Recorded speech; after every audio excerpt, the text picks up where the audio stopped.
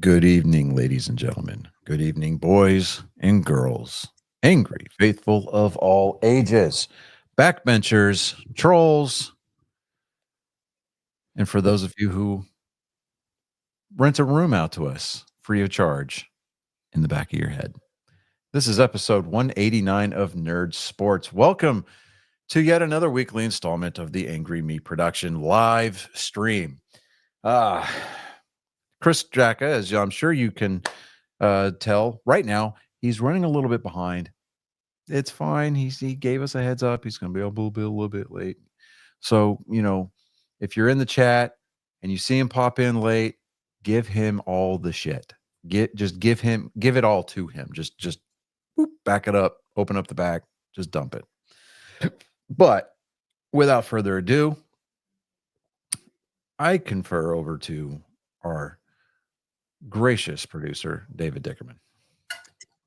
I found this and I thought it was freaking hilarious because, the phobia of people.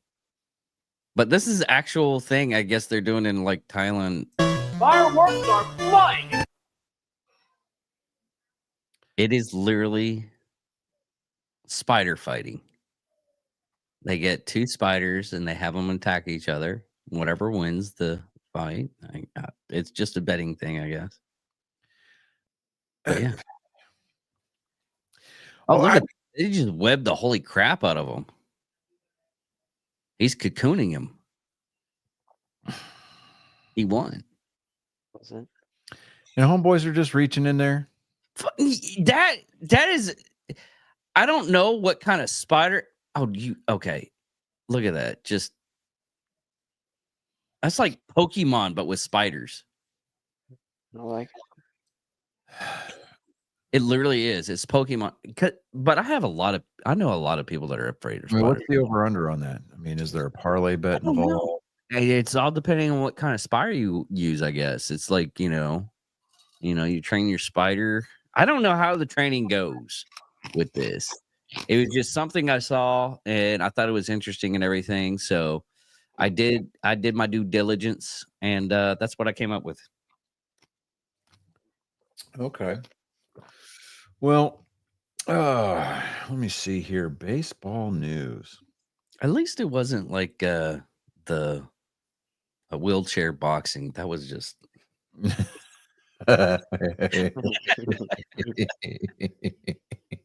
went off on Mario Kart with extra steps. It really is. You can't really deny that. It's literally. What's really sad is I couldn't find the video for that I really wanted. The guy that played in the longest yard, the big black guy that had his nose broken and he always talked like a child. Well, yeah. He was in there. That video, he was in there and he was just like moving the people. And you just see him just look all kinds. I don't know when I got myself into this, but yeah. Yeah. So before we get into rivalry week, this past Saturday, we got some baseball news to talk about. I'm gonna full frame you on this one because this is all of you. Oh, okay, not a problem. Okay, so the Juan Soto sweepstakes are they are in full throat. Let me see here. There are teams that instead of being interested in Juan Soto, they're talking about Clay Holmes. Hey, are we going to take him and transform him into a starter instead of a reliever? Willy Adames from the Astros, they are. Oh well, Willy Adames is part of the backup contingency that the Astros have in place in case they can't make a deal with Alex Bregman. Nobody knows what's going on with Alex Bregman. Let me see here. And out of left field, and I mean completely out of left field, the Blue Jays of Toronto all of a sudden are rumored to be the top bidders in the Juan Soto bid, free agency bore here. There is not a number that's been assigned to it. It's a number that if it's anything north of what I've already seen from the Mets and from the Red Sox, nobody's worth that much money. Sorry. Not even the Japanese Jesus Shohei Ohtani. He's not worth it. All right. But I mean, there's rumors out there that the Red Sox have extended a 13-year, $650 million offer to Juan Soto. And I'm like, I don't know, man. I have so much heartburn with that type of a deal. And just be prepared to never be able to afford another ticket, to a game, a regular season game against even a small market team for at least the next 10, 12 years. If that's the case. But let me see here. The Mets are rumored to be some of the front runners also. There's just let me see here.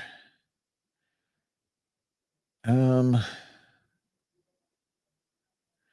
Cubs are reportedly active in the bullpen market after landing Matthew Boyd on a 2-year deal today. Let me see here.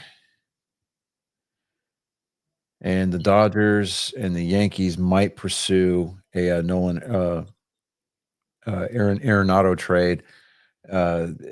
He is an 8-time All-Star, 10-time Gold Glove Award winner.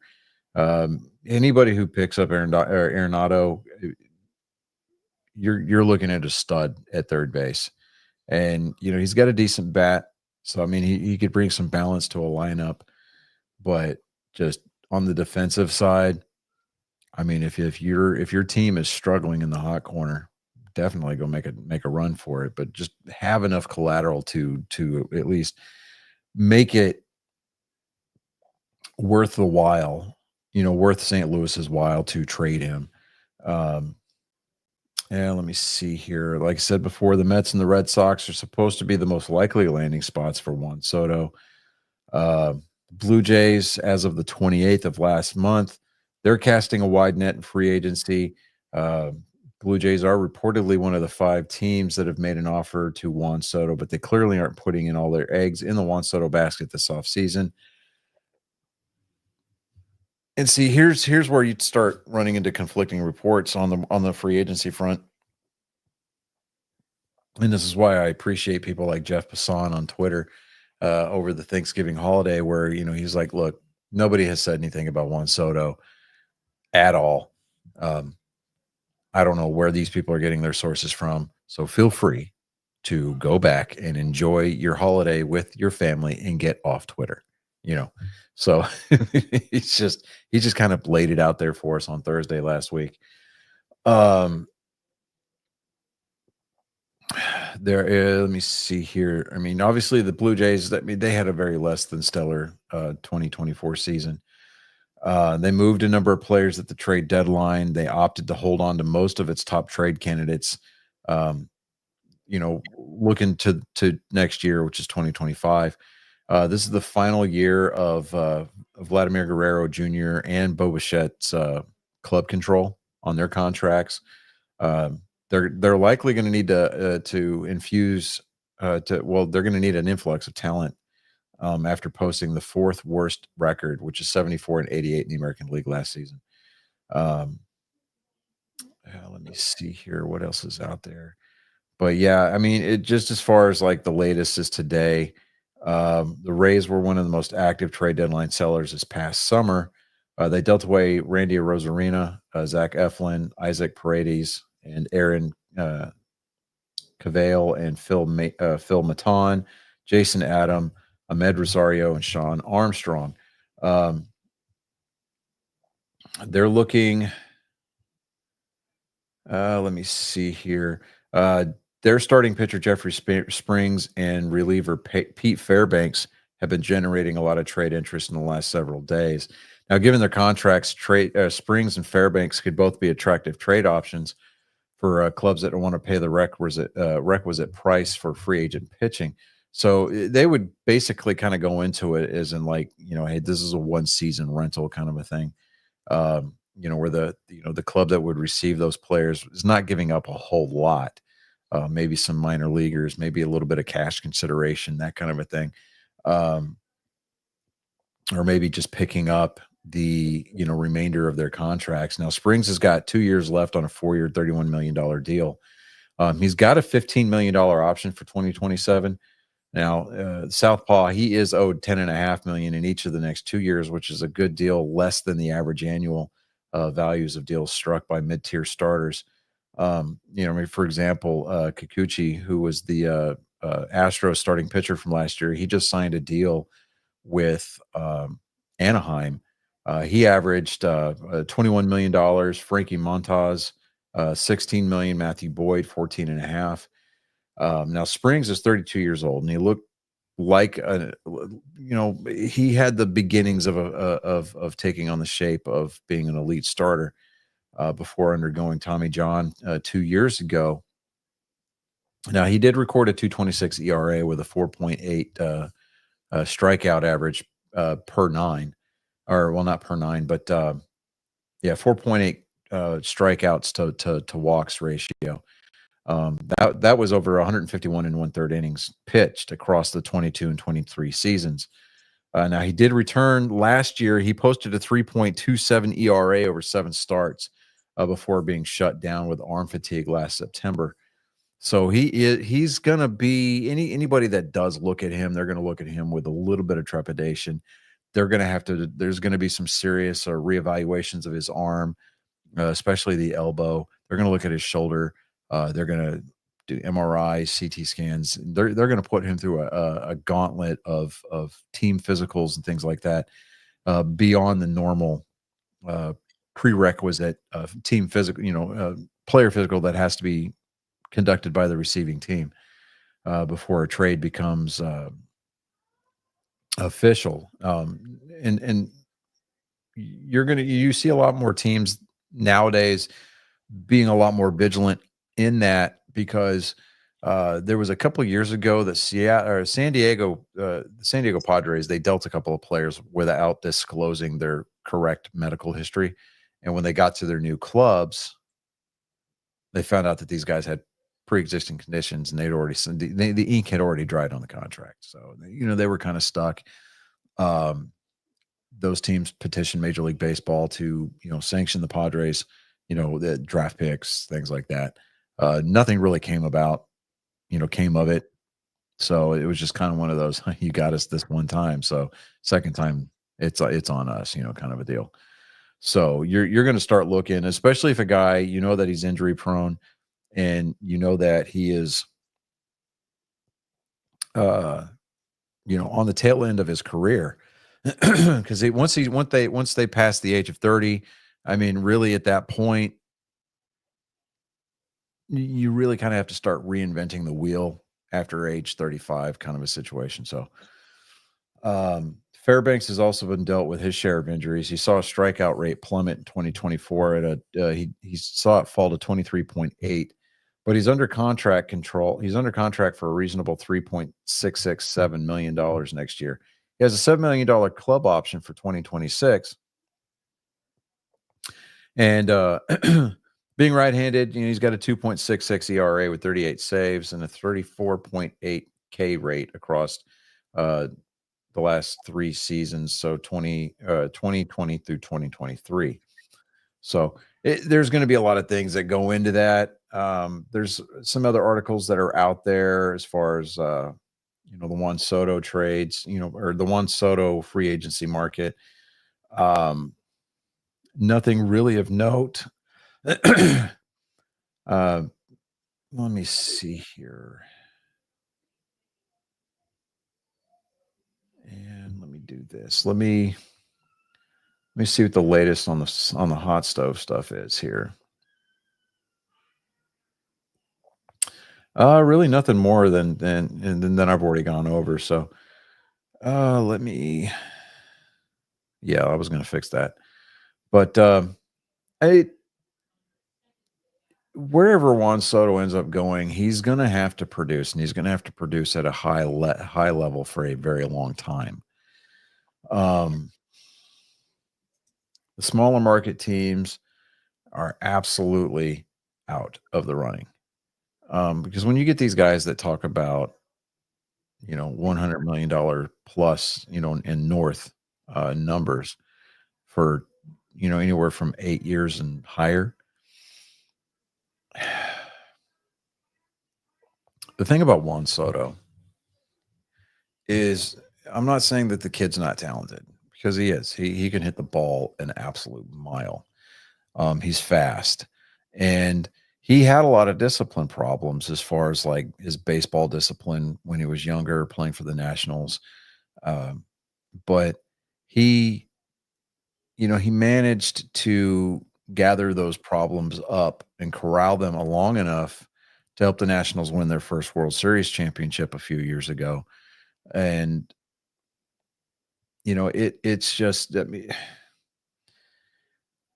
when he signed a contract deal with the Yankees and he decided to go there and put on the pinstripes, everybody was looking at him and they were like, oh, this is going to be the new Murderer's Row. And you got Giancarlo, Aaron Judge, you got Juan Soto, and they're all right next to each other in the in the lineup. It was, it had a lot of the offensive prowess, or the offensive potential rather, was there. I just don't think that we fully realized it at all at any point last year. And then that included their run to the World Series. Because honestly, the Dodgers shut down that part of the batting order. I mean, Aaron Judge didn't hit his first home run in the World Series until like Game 4, or even I think it was Game 5 actually. Giancarlo Stanton had one home run over the course of the World Series last year. Juan Soto, I think he went yard once or twice, but their combined batting average was south of 250 for the entire World Series.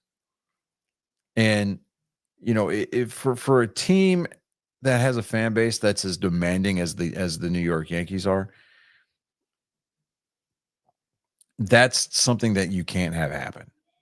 And that's when you start earning the moniker of, the New York chokes, things like that. And you start seeing the memes like Choke, the official soft drink of the New York Yankees, things like that. But I don't know. I'm not trying to take anything away from Juan Soto. I just think that these really ridiculously large contracts that are paying these guys more money than they can spend in their lifetimes, it's just dumb. It doesn't do any good for the game at all. And I mean, I get it. Like, oh, hey, if I'm going to play here, I want more money because I'm going to have to pay more taxes. I want to be able to keep more of my money, blah, blah, blah. I don't know. It call me old fashioned, but 3 years, $33 million. I mean, I think contracts should, I honestly, I would love to see a day in my lifetime where baseball introduced and agreed upon a floor and a cap. There was a minimum and a maximum. Now they do have a league minimum, but as far as like the salary cap is concerned, I would They love still to get bonuses against that salary cap, anyways, right? performance bonuses. No, those are not figured into it because you're penalizing a team for something that may not happen. Okay. You're penalizing a team, performance bonuses coming up for things like postseason appearances, X amount of plate appearances, X amount of hits in a season. Your on base percentage needs to be above a certain line, things of that nature. And a number of those things, there's an infinite number of not consequences, but obstacles out there that you'll encounter over the course of the 162 game grind that may prevent you from meeting those performance qualifiers before you start seeing those bonuses, right? Yeah. So if the bonuses never come to fruition because these things A, B, and C did not happen, the team's going to get penalized for that. Just no. Is so the way that they, even in the NFL, the salary cap bonuses are not figured into the into the salary cap. So, but if baseball were to institute a salary cap, it would drastically change the landscape. The large market teams are now going to have to start learning how to structure contracts more effectively. They're going to have to start looking at making those hard decisions between, do we want to pay this guy this amount of money, or do we want to pay for 3 or 4 guys that can come in and do the same thing and pay them considerably less? Are we guaranteeing ourselves success with this guy? And what are we going to have to do down the line? Because, I mean, it's all trickle down economics. It's like, you're paying this guy all this money, you're going to have to pay everybody else less and less and less. And you're going to start seeing more guys in these large market teams like New York and even Boston and Los Angeles.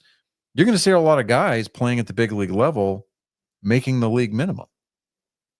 And that's no chump change. But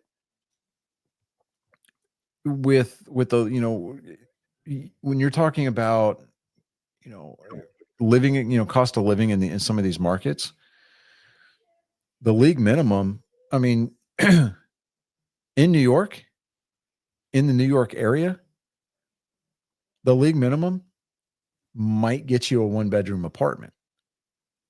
Maybe. God forbid, if you got a family and you're trying to raise a family in the New York, and you're playing in New York, your family's going to have to, you're going to have to be basically a geographical bachelor for 6 months out of the year. So, I mean, I know that there are a lot of players out there that do that, like Ryan Brazier. His family still lives in Wichita Falls. And Lord knows, even though our high school does not exist anymore, as soon as he won that World Series, here comes WFISD just out there pimping him for homecoming week for Memorial High School's football. Yeah. A homecoming game. And I'm like, oh my God. I mean, this guy's got no dog in that hunt whatsoever. He just happened to be a guy that graduated from the area. I mean, the school still stands, the school's still sitting there, but nobody's in it. I mean, the building has been closed. So, if I were him, you know what, hey, I've lived there because, no state income tax, property taxes are decent. And he's not making league minimum. I mean, I think he's making like a $6 or $7 million contract. So, and oh, look at that. Speak of the devil. I had him. Boom. Boom. The Xhaka is here. Xhaka. We were talking about Juan Soto. The Blue Jays are rumored to be in that hunt for him now. His contract proposed contract offers are now at 13 years, $650 million. Mm-hmm. And I'm going on this whole, it's not worth it, and baseball needs a salary cap. Yeah. I think we've finally gotten to that point where that needs to happen.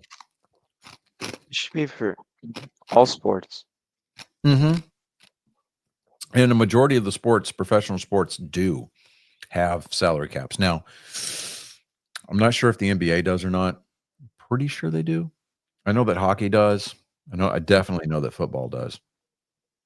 It's Really? time that baseball. Yeah, it's time that baseball gets with the program, because you're pricing your fans out of the ballpark with What's the cap on football?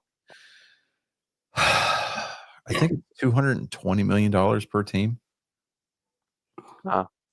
Is that the max amount of the contract, or No, how that's many the max. years? That's the payroll for players per year. Okay, per year. Mm-hmm.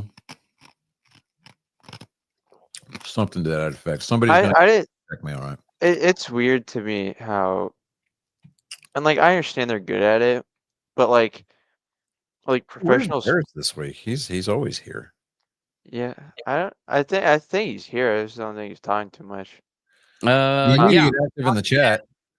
Hockey has a salary cap, and the salary cap's 88 million. Yeah. It's so So I just it's so weird to me how like all these professional sports players get paid so much, and it's like I get it, sports plays a big part of like society, but it's also just like a sport. So well, the thing of it is that you started getting these guys that come in there and they're, and it started in the NFL. And, they're asking these big, huge contracts, long-term deals. They're out there putting their bodies on the line for, our entertainment basically. And they want to make sure that their families are being taken care of. And it's like, I get all that. But at the same time, have a backup plan that doesn't involve becoming an analyst on a network somewhere. Finish your college degrees. You can do that crap remotely. I can understand it from back in the days when people were getting like, I'm surprised some of their heads didn't fucking fall off. What you guys realize also, because you're saying they got to make sure their families are taken care of. They were also making barely six figures if they were the best. Now, I mean, 100 million is not needed to take care of your family. No, it's not. It's really not. So, what's that? Who's that one guy that ended up becoming like I think he got cerebral palsy, and his family has to take care of him now. I mean, there's certain players that are still on the teams just to get insurance. There was a professional boxer that he got done dirty, right? He was taking shots to the back of the head, and the referee wasn't calling it. And the guy, I remember that. A good dude's like permanently, like he is now an invalid. I mean, he can interact to a degree, but he is completely dependent upon his wife now. Yeah. But so college rivalry week. That was there's a lot of things that happened this weekend that is hilarious. I want to go off on the biggest thing. Well, we'll go on the fights here in a second, and Johnny will go on that. I got the list if you need it, Johnny. No, but okay, cool. Illinois and Penn State did David, ceasefire for just a second. I need you to say something with me. Repeat after me. Illinois, not Illinois. Illinois. There's an S at the end. So it's silent. Illinois. There you go. Thank you. Look, I'm just trying to save us some hate mail. That's all I'm trying to do. Let them hate. I don't care. But Penn State and Illinois, 9 overtime innings. 9. That's exhausting. Yeah. It's like, hey, how long were you watching the game? Oh, about 18 hours. No. I think the close those overtime periods are not timed. They are equal possession at that point. So do I think at a certain point college football needs to institute a tie rule? Yeah, I think they do. I think it's time. But this is from, where's this at? CBSSports.com. Will Bacchus is on the byline here. College football fights erupt across rivalry week as 4 teams attempt to plant flags on the opponent's fields. One was a trident. Yeah, I know, but I think it's time that practice went away. I get that, you're out there making a statement, but there's also I think you're absolutely wrong with this. I think they actually need to keep this tradition. And hear me out. Okay, go ahead. Hear me out. Bullying works. It's not about bullying though, David. But what's the point of that? What are you teaching? Bullying with a point works. You're teaching them When to be you're out there, no, when you're out there, tearing up your opponent's field. A lot of times these fields are now made out of turf.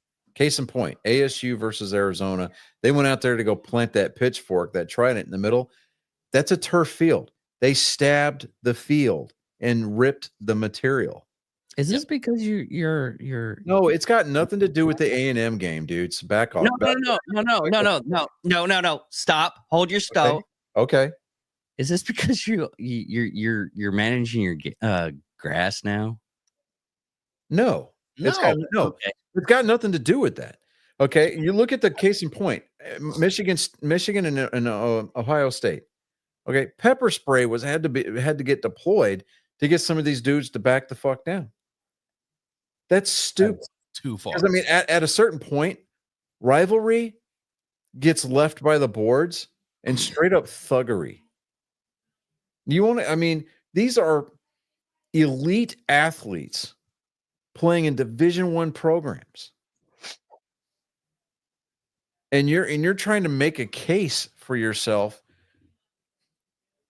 trying to convince teams to draft you for the NFL.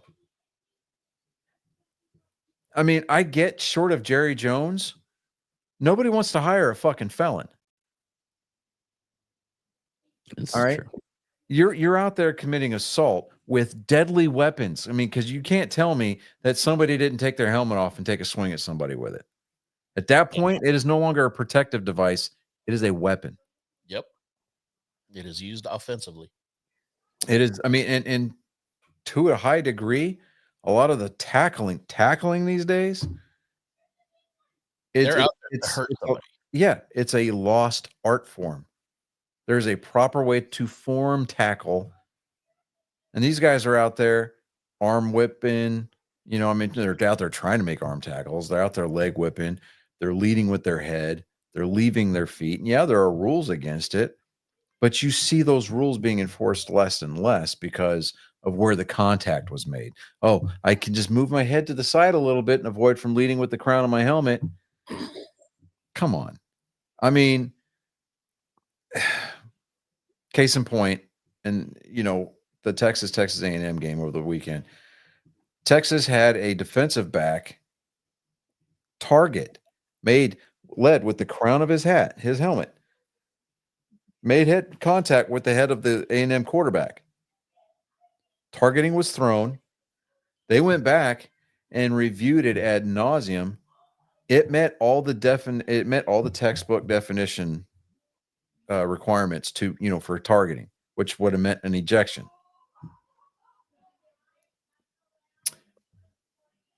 And they picked the flag up and they said, after further review, there was no targeting on the play. It's like, are you kidding me? Yeah, that's not right. There's officiating has gone into the toilet this year anyway. I mean, with the amount of holding calls, I mean, they're more focused on illegal formations. Oh, like, we got to make sure that we're filling our quota for, illegal formations. They're like traffic cops at the end of the month. They're out there just throwing flags for, oh, well, he wasn't lined up on the line of scrimmage again. Okay, well, what about that face mask that you missed 3 plays ago? Oh, well, that was in the past. I'm doing a good job getting these illegal formation calls. It's officiating. Officiating this year has taken on almost a Angel Hernandez-esque feel. It's atrocious. The amount of missed calls, the amount of wrong calls. And oh yes, they have there's no accountability. Yeah, there's none. They I mean, with all of the different conferences that we've got across the nation, every conference has got their own officiating crews. And then when it comes time for bowl games, they get like a draw as to, this crew from the SEC, they're going to go officiate this Big 12 bowl game, whatever, right? And yes, I was trying to get that to scroll, but I can't get it to scroll.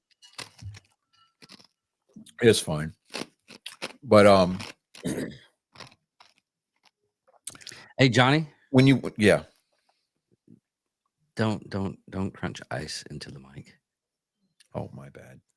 Did that hurt your sensitive ears? My God. Yeah. Okay.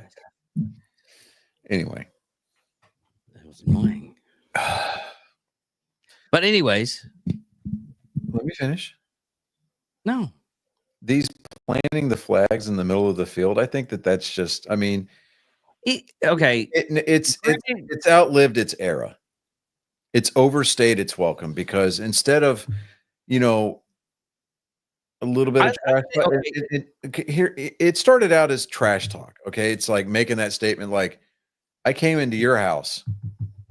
I came into your house and did this to you. Now it's it escalates way past that. Home teams don't want to take, they're out there giving their heart and soul to try to not take the L. They're trying to take that W from you.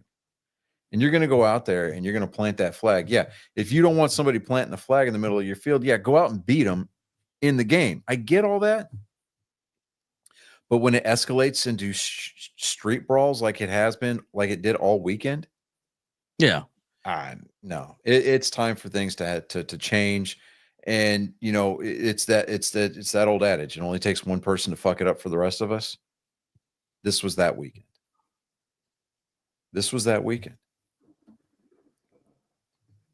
Pure, plain and simple. And to your comment about, you know, is it because I'm taking care of my grass? Well, no, but now that you bring that up, Thanksgiving night, somebody parked on my fucking yard. See? They pulled their truck up onto my grass, and I'm like, they just left it there. And I'm like, what the hell? I went outside and I was like, I started knocking on neighbors' doors. I started knocking on doors. I'm like, hey, you guys know who this truck belongs to? No, I don't. I took a picture of the license plate and the truck itself. I was going to blast them on Facebook, and I was going to call a tow company to have come take that truck away. I would have just called somebody and get that tow truck. I was in the process of getting a tow company's phone number. The owner of the truck comes up, and you know, she's like, oh, I just had to go get my kids. And I'm like, you parked in my yard. Fucking yard. And she goes, well, I don't have reverse and I couldn't turn around. I'm like, you don't have reverse? What?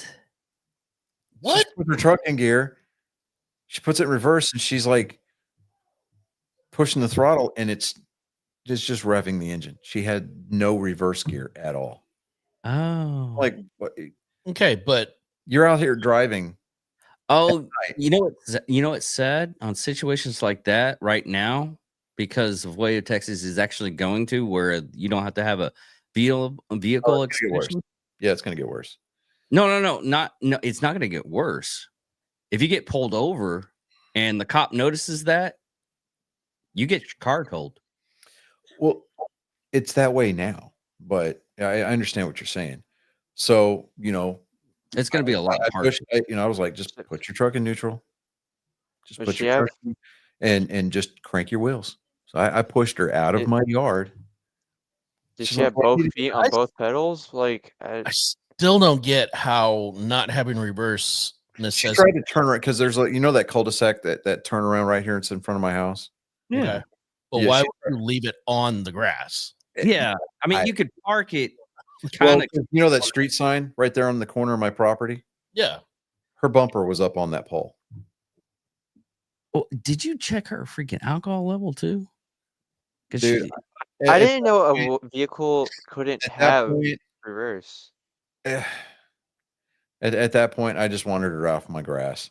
I mean, I was like, I was a cunt hairs away from going full sergeant major on her.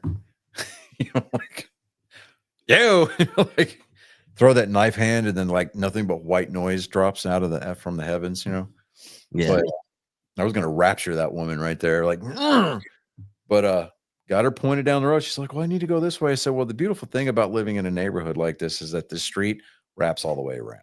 So you're gonna get you pointed down that way. She got in her truck. Her kids got in the truck and they left. And I was like, and I'm looking over there and I'm like, well, it's a good thing I planned on putting a couple of tons of sand in my yard, when spring comes around, Was the because there's a camera nice in it? little, the grass. Yeah, you could tell where the tire was because of the grass. Looked like the tread on her tires, but there's a dip where her truck pushed down on my yard, on my dirt. Oh, so dude, I was so hot, dude. I was like, what the fuck? But anyways, Honestly, you have all right for doing that. oh Maybe yeah, I've never heard of a vehicle without reverse. Like, yeah, and that's why I had her put her truck in reverse, and she revved her in. I mean, I looked at it. I'm right I'm there. just like, the only way that the engine would be revving if she had both feet on both pedals. Like, Well, it could be a broken linkage or something too. Yeah, I mean, it could be a broken linkage. I mean, yeah, but also like well, she when could have. you put it in reverse, usually it automatically the car lifts up and starts moving backwards But automatically. if you've got the gear, she probably stripped it out yeah. Right. because That's it was. I Bro, think it was an bro, early. I think it was like an 09 Silverado Z71. Mhm. So it's a GM transmission. Yep, exactly. Yeah. Exactly. Well, the game currently going on right now, the Cleveland is leading Denver right now 10-7 with 8:49 left in the second quarter. God, I swear to God. Even if this one doesn't go the way that I want it to, I mean, I need this one. I need this one to go Denver's way for me to get the sweep over the weekend. Dude, I was batting 1,000 coming into this game this weekend. Oh yeah, we're about to get into that. So here, Yeah. let me see here. Oh no, not that one. Not that one. Dipshit. Dude, I can pull up the. I swear, I'm special. I am special. I know I'm special because my wife told me so. I've told you that several times. Well, it means more when she does it because she whispers in my ear.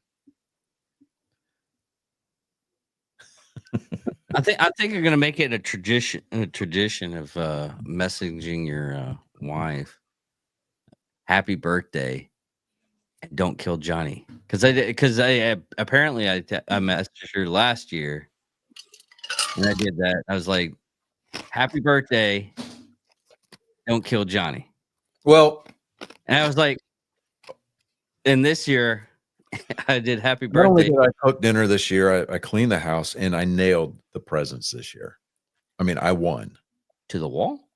No, I won I won the birthday this year because she loved her presents. So, you know how most of the time people open up their presents and they're like, "Oh, cool. I can, yeah." No, dude. Got her a new set of leggings, which, my wife is all about the leggings. Mm. And I got her a sourdough proofing kit. Oh, So that was pure selfishness, so you can get more of those pretzel bites. 100% what that was. That makes a good point there. Hey, and Colin will attest to this. There's a really great app out there called Giftster. So if you invite your family members on there or whatever, they can see, and you can add things that you want to your list. And if people buy things off your list, they can mark it as bought, but you don't get to see that it was marked as bought, right? I'm on it now. Yeah.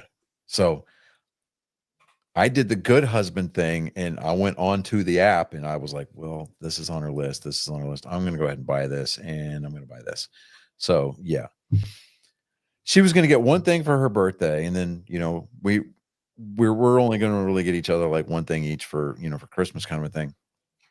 Mm. And then she's like, I haven't gotten your Christmas present yet. Do you just want to, because things are tight? And I was like, yeah, let's just do like a gift card for each other kind of a deal. I was like, all right, well, you're going to get two things for your birthday. And she's like, I only got you one thing for your birthday. I was like, yes. And so, like, I feel like I shit the bed last year on Christmas because I got her. I forget what I got her. I think I got her like a pots and pans set for Christmas last year. She's like, "Oh, that's all I really got." I was like, "Yeah, I feel like that's all." So there was some atonement there for me.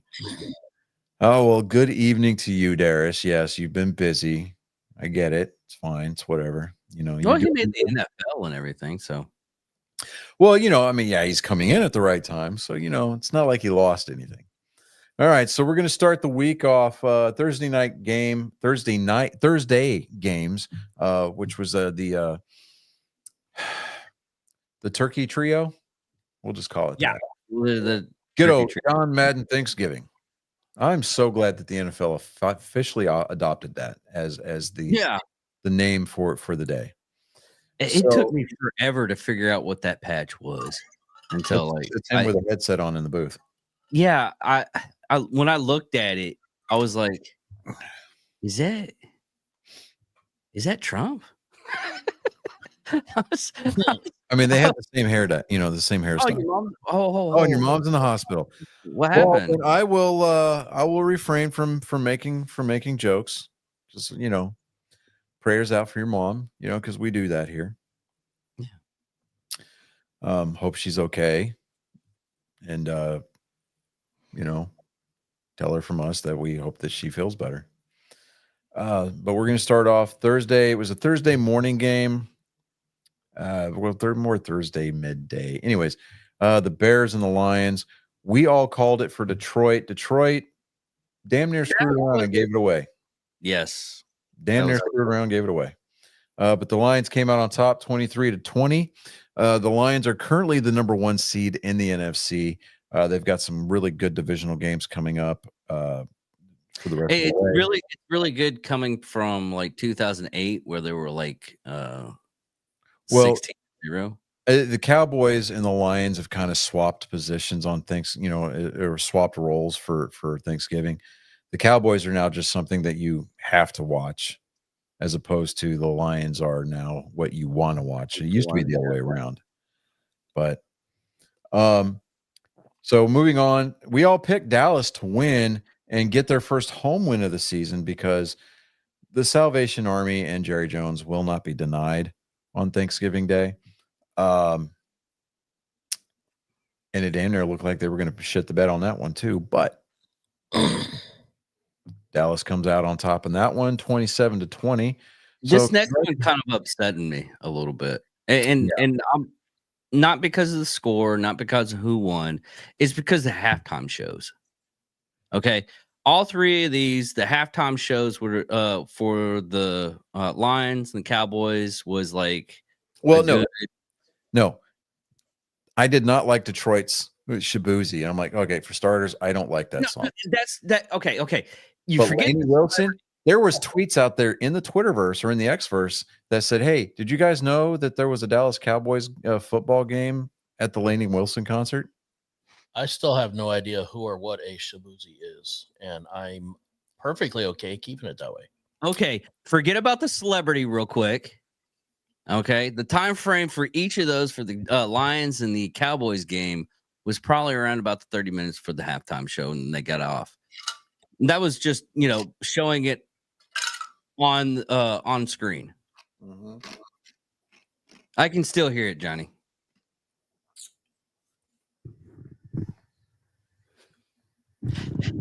But the Lizzie Sterling halftime show, they only showed like a couple of seconds of it. Well, that was NBC's fault. Yeah. Okay. NBC has never been one to show anything other than Together We Rise in its entirety. Okay. If you gave NBC the option, I would guarantee you that they would cut the Star Spangled Banner from their pregame. I would almost guarantee it. But that was a great segue into the Thursday night game. Miami goes up to Green Bay. It started to snow up there. Not as much as it did last night in Buffalo, but that game was so much fun to watch. Anyway, we all got that one right. So we batted for 1,000 on Turkey Day when we took that tryptophan coma, and we cashed it in the bank. So the Black Friday game, My God, oh heavens! Colin almost. I would have loved to see him win this one, and I'll tell you this right now. Okay, I watched this game. I sat through this game. I literally watched it to the point of the ending. And Yeah. I was so upset at this game because I had to freaking do information on this dang thing. Okay. This is what happened. Okay. It was a false start. They didn't call a false start. Kansas City used their Taylor Swift money to get them to do a. Hey, Chris. David he's officially joined the Black Helicopter crowd. Yep. 100%. That Kansas City voodoo magic, man. I kind of like to think that almost every game Taylor Swift pays the referees some kind of money. Just any amount. Yeah. So anytime they almost lose to a bad team, they See- only beat the bad team because they bribed the referees. Like, no, what killed me was it was they called a it was a I think it was a holding call on Las Vegas, but Las Vegas lost the ball on a backward pass, right? Mm-hmm. So instead of assessing, no, it was a false start, as a matter of fact. Or no, it was illegal formation. That's what Illegal formation. It was a formation penalty, which is normally a dead ball penalty, right? They're like, the penalty is declined. The Chiefs recovered the backward pass fumble. Chiefs ball, first down. And I'm like, that.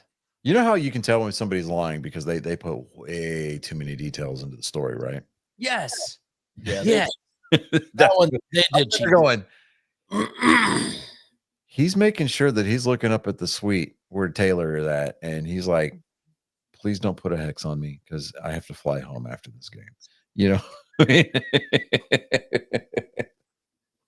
It was super. Oh man, I ranted to Johnny on that one. Oh yeah, like I put, because Chris, you saw the text. I was like, it's that voodoo magic. He calls me immediately after I sent that text message. Have you all I'm seen just the like- So pissed off. Taylor Swift video? Do what? The Meat Canyon Taylor Swift video? No. Yeah. It's really funny. He's a good guy. Well, see, Travis Kelce apparently is not loving life right now because for whatever reason, he didn't shake hands with anybody. He just walked straight off the field, and he had like that somebody took a shit in my tennis shoe look on his face. So I'm like, okay, what's going on there? You know what it is? He's not happy with the relationship, and the NFL's making him stay in that relationship. Roger Goodell's like, now, Travis, if you guys want to win another Super Bowl ever, you're going to do this for me. I'd be pissed too. Well, that's like half the Kansas City fan base is because of Taylor Swift. Which make that makes sense. Yeah. So moving on, our first of our Sunday slated games, the Chargers over the Falcons. We all got that one right. Pittsburgh beat up. Well, I wouldn't say they beat up on, but it was 44 to 38. It was basically they beat up. it was basically a shootout. And No, they beat up. Happened in They that beat 'em Steelers up. Bengals game? Yeah. Was there something that happened in the Steelers Bengals game? I was watching that game. They beat the Bengals up. It was Okay. That was a hard game to watch. Okay, well, Colin, you picked Cincinnati on that game. Yeah, I'm aware. That's Okay. why it was hard to watch. And then we've got the Texans at the Jaguars. Now, Darius, before you start going off, Al-Shaair, that was a dirty hit. I mean, Very. it was dirty, and we discussed this a little bit pre-show. Yeah.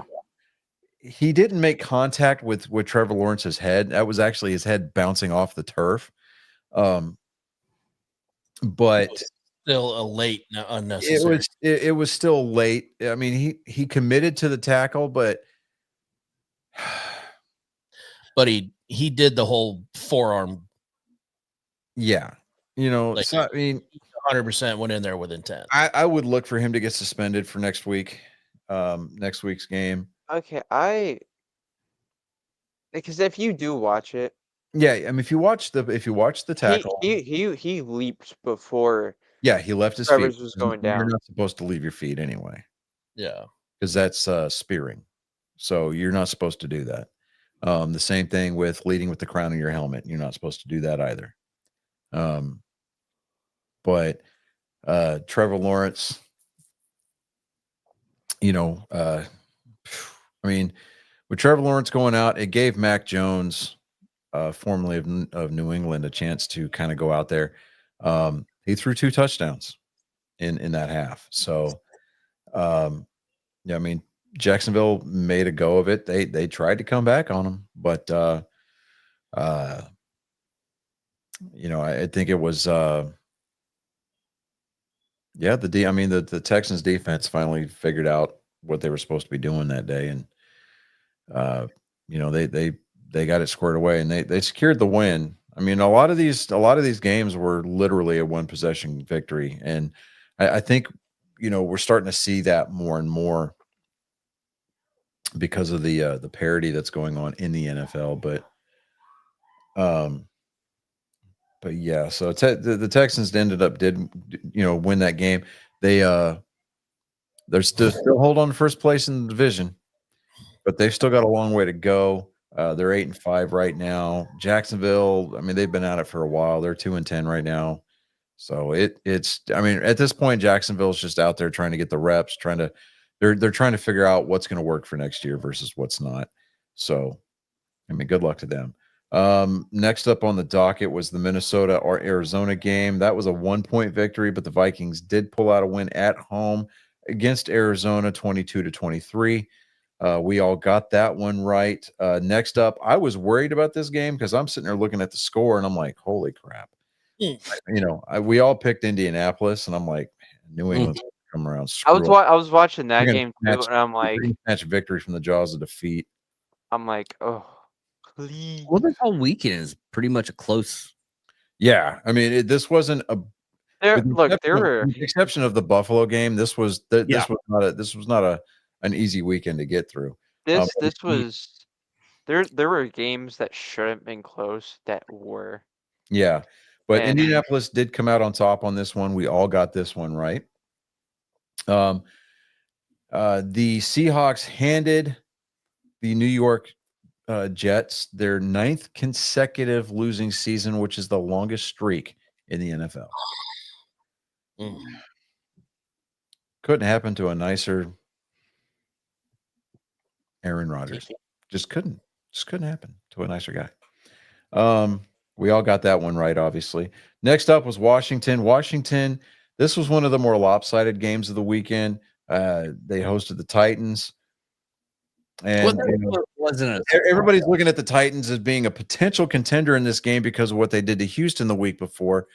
But bear in mind, Houston was missing majority of their defense due to injury. But the Titans showed who they were yesterday when they took a 19-42 drumming at the hands of the Commanders, which, by the way, if reports out there are true, the Washington Commanders are going to become the Washington Redskins yet again. You better not play with my heart. No, there have been several reports out there that they are going to reverse brand, and that the front office was quoted as saying, "We've heard the fans." At least the logo, I haven't heard if the actual name Redskins is going to come back, but at least the logo is Yeah, well, a couple of reports. One, the logo definitely was coming back, but I've also heard and read that the name Redskins was coming back too. Specifically because the Indian They're tribes asking. all around that area, they're like, look, this was actually our guy. The guy that was on the side of your helmet was a real person. This is We don't find Blackfoot. it offensive at all. Yeah, the Blackfeet tribe is the one that's pushing for this. Yeah. Carolina damn near gave me a heart attack. Oh, okay, hold on. I got the article right here from Fox News. Okay. Commanders executives made clear going back to Redskins nickname is not something we're able to do. And that was October 19th, 2024, though. That's the 19th. These articles were like within the last week or two. Yeah. Update with 4:03 left in the half. Denver has gone up 14-10. So it was as if 1,000 voices all suddenly cried out at once, and then there was silence. It was the dog pound pouring one out. But yeah, the Panthers damn near gave me a heart attack when they almost beat the Buccaneers. It took an overtime win, but overtime wasn't looking that good either for Tampa Bay. They fumbled the ball. Carolina drove, got it within field goal range. Then they fumbled the ball. Or they turned the ball over, and Tampa Bay drove down the field and kicked the field goal. I'm just like, oh my God. I'm sitting there listening to this game, and I'm like, listening to the Tampa Bay radio announcers on Sirius, you would think that they had just called another winning Super Bowl drive. These dudes were going nuts, like Tampa Bay. Like, calm down, act like you've been here before. It's like, holy crap. But you wait for Bryce Young to figure it out and get a receiving core around him in a line that's going to block consistently. He's going to be a bad man for a long time in this league. I know I chose Tampa Bay, but yeah, we all chose Tampa Bay. Now on this one, Colin, you and I picked the Rams. Chris, David, you picked New Orleans. And yeah, the Rams won on that one. So fair enough. It's one of those things that I'd rather see the Saints than the Rams, but yeah,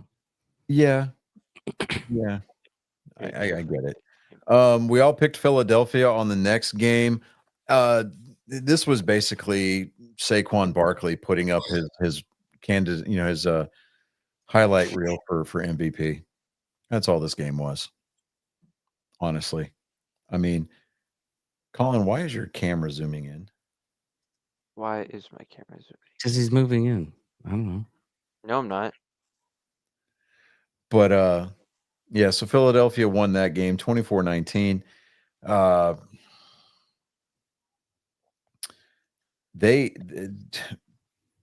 It's under the radar, but Philadelphia has taken control of the NFC East for what it's worth. Then last night's game was an absolutely fun game to watch. It was a snow game, Highmark Stadium up there in Buffalo in Orchard Park. I mean, Buffalo players were showing up to the stadium barefoot, walking through the ice and the snow. Yeah, it's. I mean, they're built for that. It's Bill's Mafia doing their thing. And Buffalo has announced that the new stadium that they have proposed, the $2 billion stadium, is not going to be a dome stadium. It's going to be an open roof. Oh Hey. man. You know, expect. I mean, It's a destination venue if you're in the NFL. I mean, you want to play a snow game in Lambeau. You want to play a snow game up in Buffalo.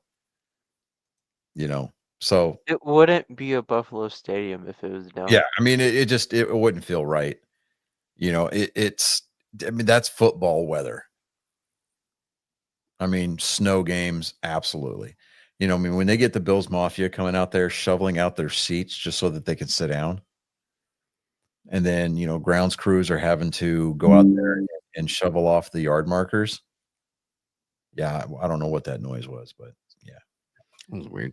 But the Bills became the first team this year to clinch their division. They have a 5th straight AFC East title as of last night.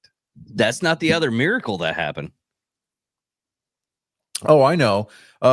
Josh Allen became the first quarterback in NFL history to throw, catch, and rush for a touchdown in the same game. Now, the passing and receiving touchdown were on the same play. He threw to Amari Cooper. Amari Cooper shoveled it back to him. Did you see the interview? Reception. I'm listening to Chris Collinsworth talk about it, and he's like, "Well, I got Josh Allen on my fantasy team, so I'm loving life." And he was playing his, Chris Collinsworth was playing his son Jack in fantasy football that week, right? And so at the post game interview, they were asking Josh Allen about it. And he's like, "Did you know that Chris Collinsworth said he was happy because he started you as his fantasy quarterback." He goes, "Yeah, so did I." So, but that was a cool looking play, though. I mean, but Christian McCaffrey is out for the rest of the year. I mean, his calf exploded on him. You saw it when he put that foot in the ground. His calf exploded. He's gone for the rest of the year. I mean, this was the only game. This was his first game back. Like, really. And I mean, it just at this point, I mean, San Francisco, do they have the ability to win these games for the going from here to the rest of the way? Yeah, they do. But it's going to be a tough road to hoe because, I mean, last night, I don't know if it was the weather or what. I mean, these West Coast teams, these Southern teams, they just don't do well in the cold weather. And you would think that San Francisco, at the very least, is used to playing in damp conditions because of where they play in San Francisco. But, I mean, their stadium, for crying out loud, is below sea level.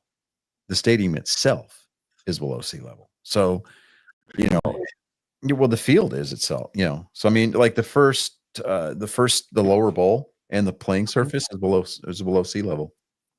I never knew that. Yeah. Fun fact.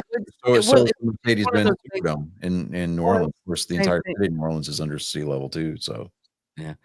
Well, it's the same thing of running a team in Denver. Denver's used to it, but everybody else is not really used to it. And they're all on oxygen masks, like they're all about to die. Yeah, I mean, they're playing it altitude, but you get places that traditionally get the snow, like New England, Buffalo, Green Bay. I mean, even New York. Both of the New York teams, they should be well acquainted with the winter weather.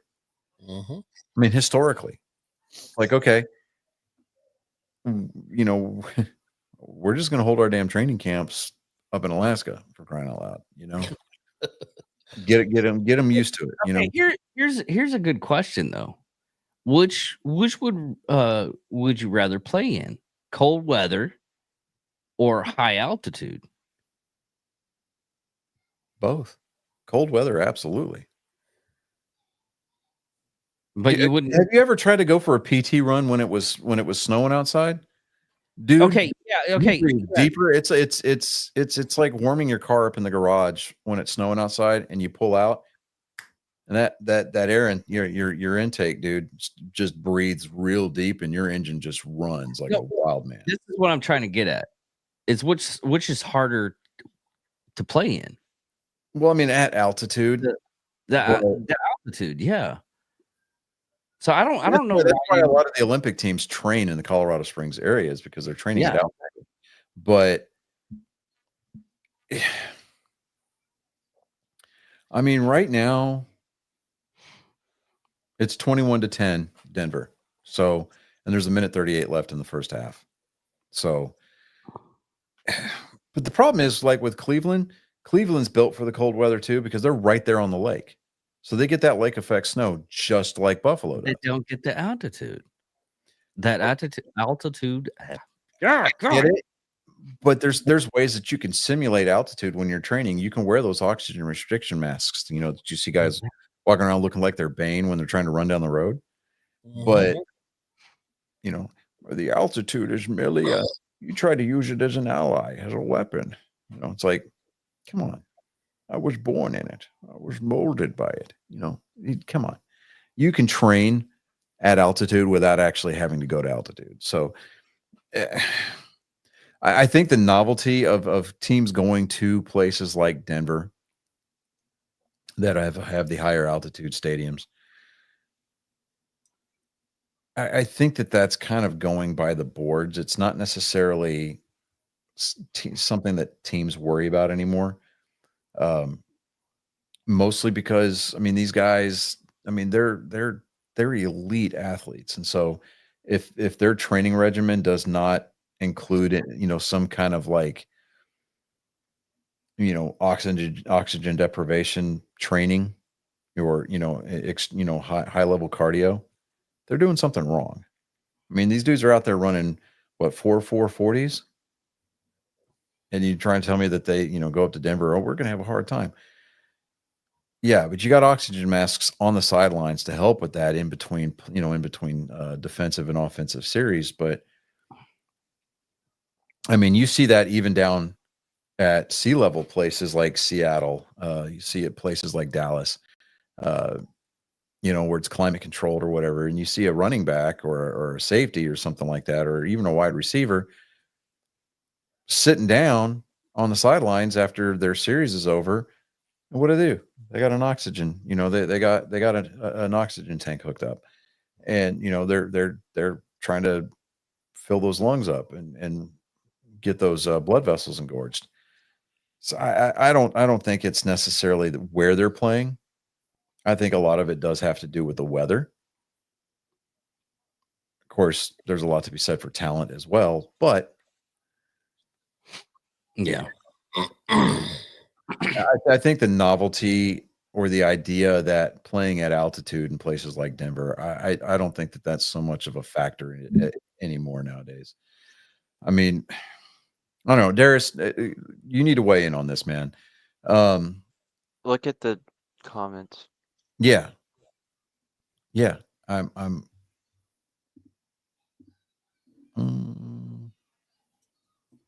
So he's probably not going to be able to talk too much. Oh yeah. He's Well, no, I know. I'm just trying to see if he can engage a little bit, just to answer a question. You know, if you were given the opportunity to play in the cold or play at altitude, which one would you prefer? I mean, because you heat yourself up in the cold. well, I mean, you can enrich your body enough for the oxygen. when I played football in high school,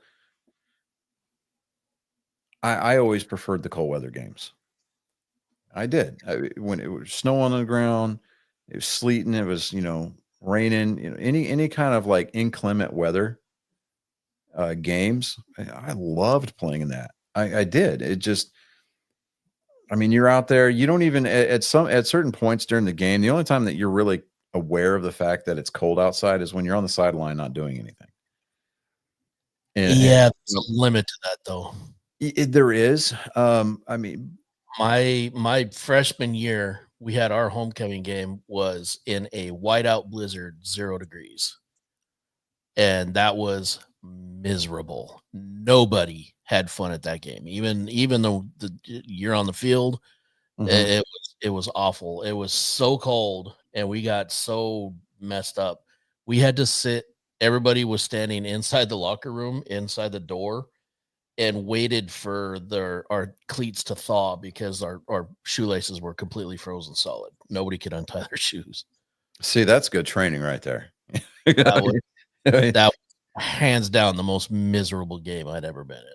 Yeah, I mean, to an extent, yeah. I mean, but like, I mean, as far as like the NFL is concerned, or even in Division I football for college. It's. I mean, you're looking at these elite again. I feel like it's been overused, but the term elite.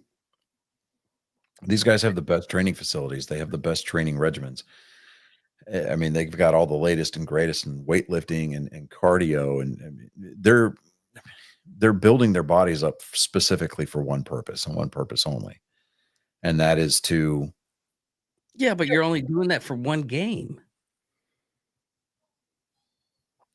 I mean, it's like I mean, you can train yourself so many times, but until you actually go there and Yeah, but do then it, you even made the point for us without realizing it. I mean, yeah, it's for one game. I mean, you might see 1-2 snow games per season, if that. I mean, unless you're well, playing. no, in okay, Buffalo, okay.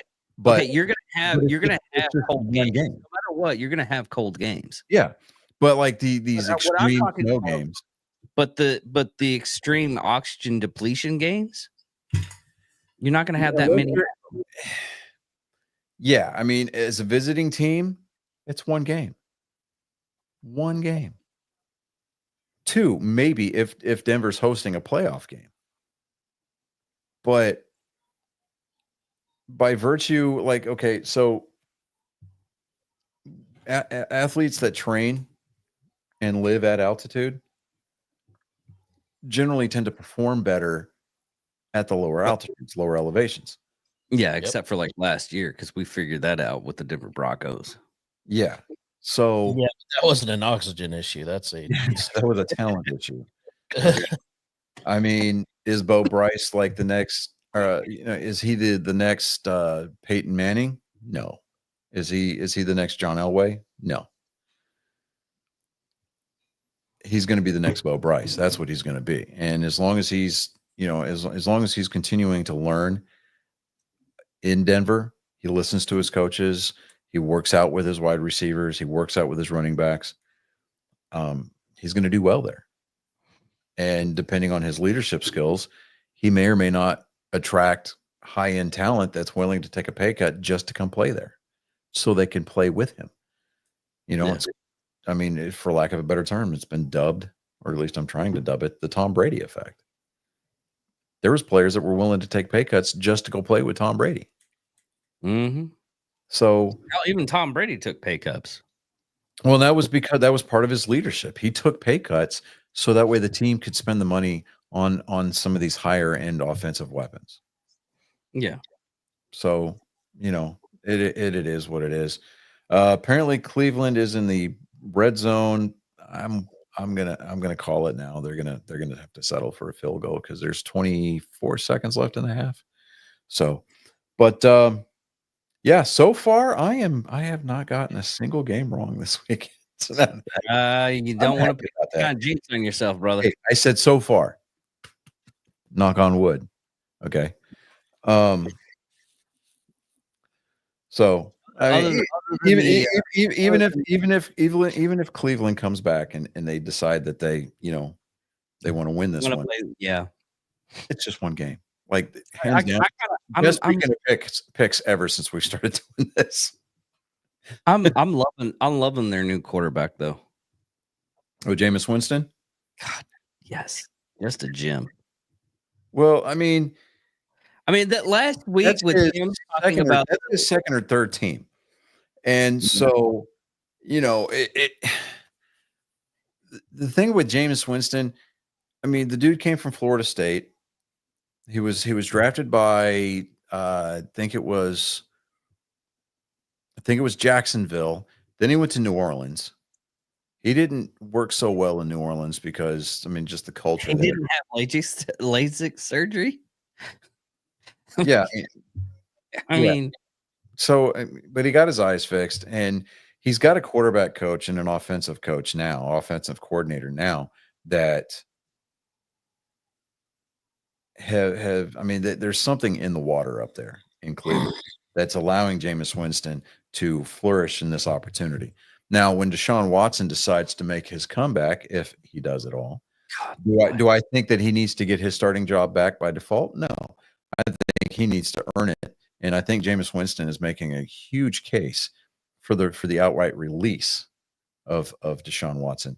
Yeah. Honestly, I think Deshaun Watson's days in the NFL are over. I honestly hope so. Yeah, I mean, you look at New York. In the case of the Jets, I mean, there's even rumblings that there's going to be an outright release of Aaron Rodgers after the season's over. So I don't know. Well, I mean, we'll see what happens, but He's coming up on his contract release, anyways. yeah, He's I mean, they're talking about not not renewing his contract. So Yeah. I mean, do I want to see that happen? Yeah. He should have retired. He should have retired 2 years ago. Honestly, after that Achilles heel thing, I think he should have just went. You know what? Put up the cleats. Is he a good quarterback? He's won some Super Bowls. He's won Yeah. a Super Bowl. Yeah, his ego won't let him let go. Yeah, granted. Okay, let me get this pulled up here for next week's schedule. We're looking at week 14, and yep, they well, actually, you know what? They scored a touchdown. Did they really? Yeah, Is that it's, it's 17-21. Yeah, they just scored Nice. a touchdown. Wow. Nice. See, you gotta find some wood and knock on it. Bang the I fuck did. out. Yeah. There's 21 seconds left in the half, dude. So I honestly, Denver's it's going to go in at halftime. Sean Payton's going to make the adjustments, and they're going to come out, and Cleveland's going to be Cleveland in the second half. So it's all good. it's All right. So Thursday night's game. I actually want to watch this game. I want to Week- watch it. Yeah, week 14. We've got the Packers at the Lions. Now, Jordan Love and the Packers, they have been playing some inspired football here as of late. I mean, the Lions, they're kind of beat up defensively, physically, they're depleted. I think that Detroit's still going to pull this one out, but it's not going to be by much, and it's going to be. It's like I said last week. It's going to be because of a mistake made by Green Bay more times than not. And maybe yes, but like I said, this week right here in the November timeframe, a lot of people like with the Cowboys and everything, they keep on saying it's like, well, it's they're gonna fail because it's December, and they usually fail in December. I think that's most teams really. They lose most of their gas and everything onto the plays, only because they're missing a lot of their key players. Yeah. Well, a lot of these games, it's gonna come close that you don't expect them to come close. yeah. Well, I think because right now the only thing really that Detroit's going for is the number 1 seed. Yeah, obviously they want to wrap up their division title. Yeah, But they want that number 1 seed in the NFC. So that'll give them a first round bye, give them a chance to get rested up, get some of their injury guys back before going into the divisional round. So, but I think Detroit's going to take this one myself. So, Yeah. Chris. Yeah, I think the Lions are going to finish strong.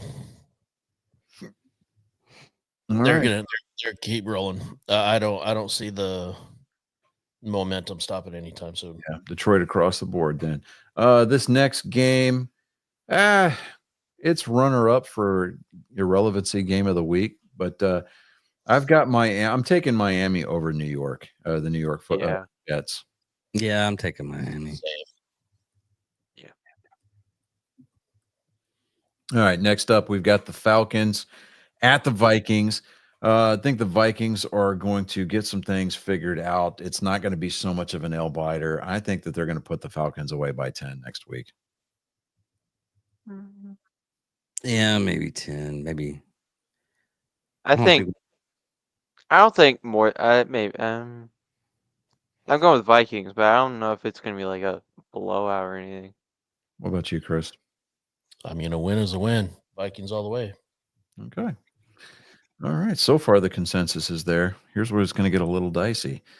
The New Orleans Saints at the New York Football Giants. I'm so glad I'm not going to I watch think this. this is the who gives a shit game of the week. It No, really it's not. is. The angry, No, it's angry no, meme- it's no, not. it's not. Hold on, let me scroll down. No, go down. I'm going. Yeah, there's another one. Oh, you're There's right. There's several, to be honest with you. Oh, okay, No, yeah. but there's Oh, there's wow. one game. Yeah, the Jaguars and the Titans. Yeah, and then Well, I was looking to Monday night when Cincinnati comes to Dallas. God, man. Like I said, there's several. Yeah. Okay, yeah. I know that hurts you. Saints. I'm It thinking does. New Orleans on that game. It's same. I Who'd you will pick? say the Giants managed to put up 10 more points in the last quarter against Dallas, which was pretty impressive. I'm going Okay, with the no. Saints. But like with You how going much with the time? Giants? No. Huh? No, I was talking to David.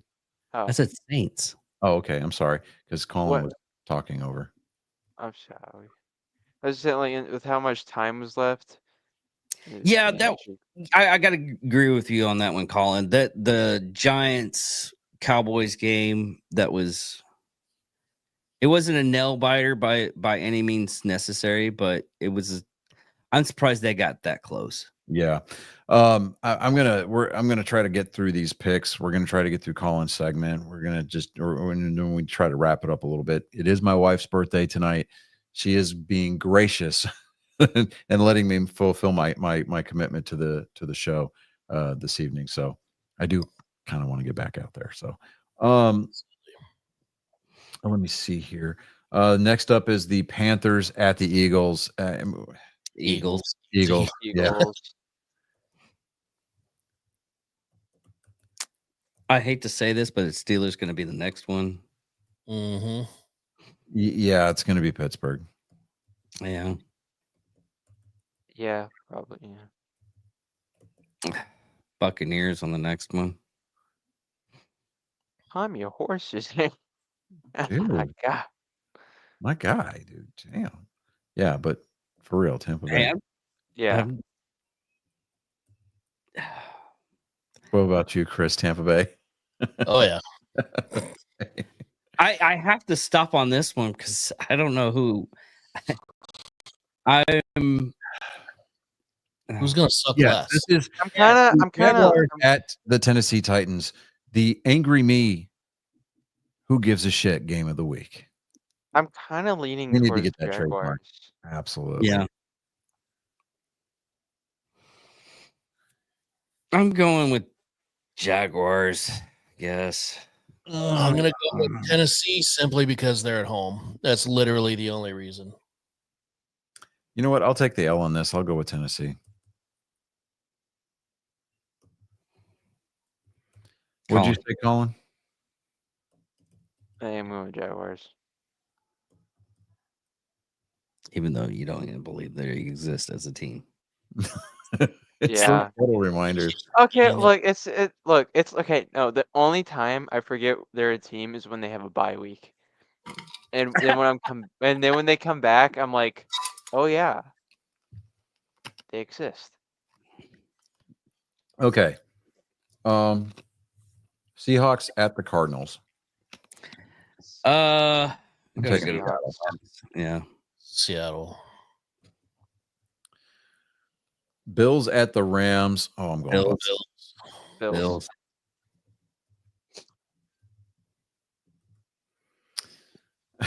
The Bills are going to get to LA and they're going to be like, "Fuck is this? 70-degree weather? What?" It's gonna throw them off a little bit. Out but- there in pregame. That's the only reason why there's going to be a close game because they're still confused of the weather. I can feel my hands. Well, what is this? Hey, Jared Allen, just a pro tip here, guy.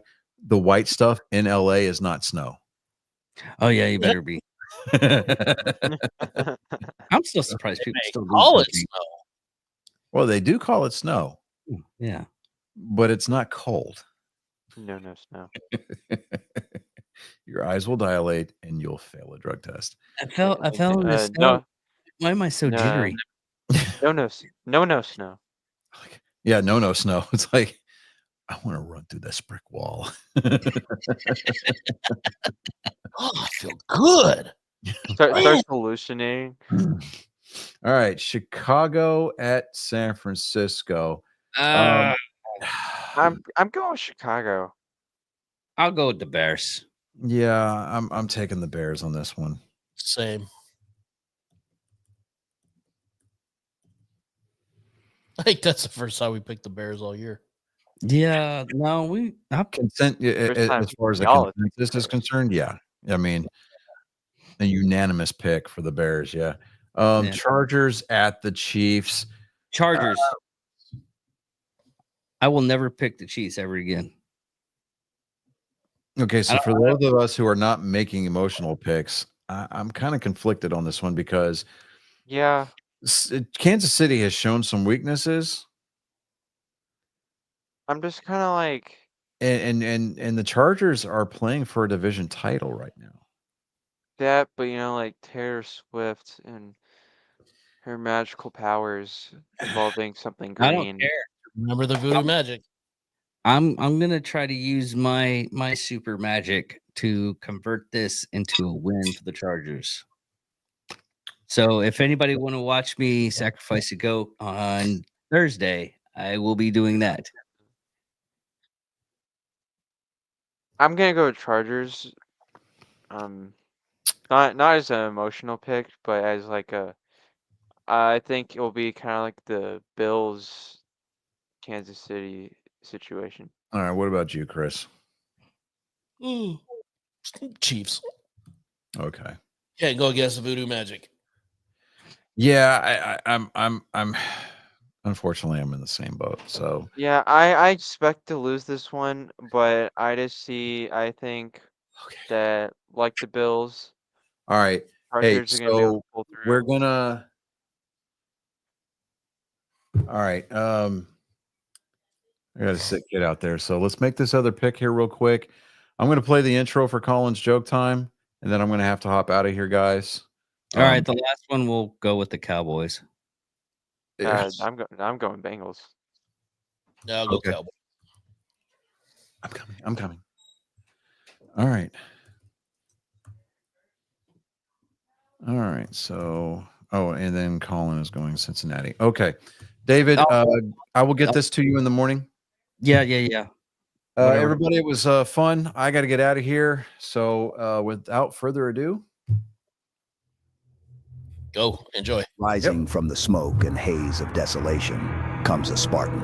He is bent on wronging that which has just been kick set me out right. of here when this is It's done. the greatest genetic code ever to exist here for your ears and eyes to feast upon. Spartan Colin, I hope you're bringing the smoke tonight. Someone get me a joke. Bad part about him leaving is that he I didn't didn't come get up with the camera. to I didn't get to check these. So Just type it into the private chat.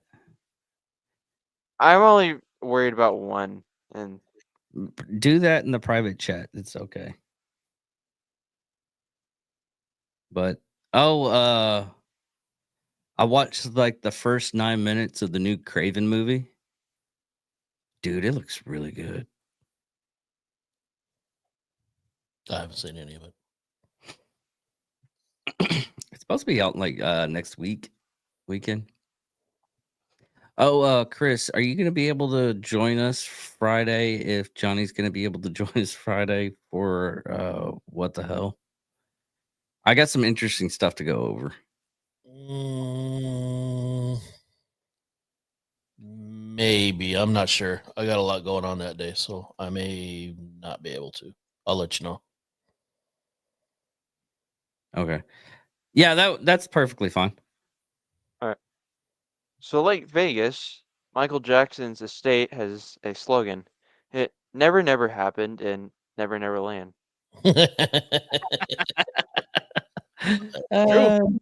Yeah, that's Very, very true. Dad sent me this next one. Why do watch that women fart? early. Why do women fart after they urinate? So they Wow. can't shake it, so they blow dry it. I mean, Yeah, that's that gonna makes happen. That was Yeah. all. sense. All right. I guess we really can call this week. I want to see if they're because the rest of the stuff can do with what the hell episode for me. Yeah.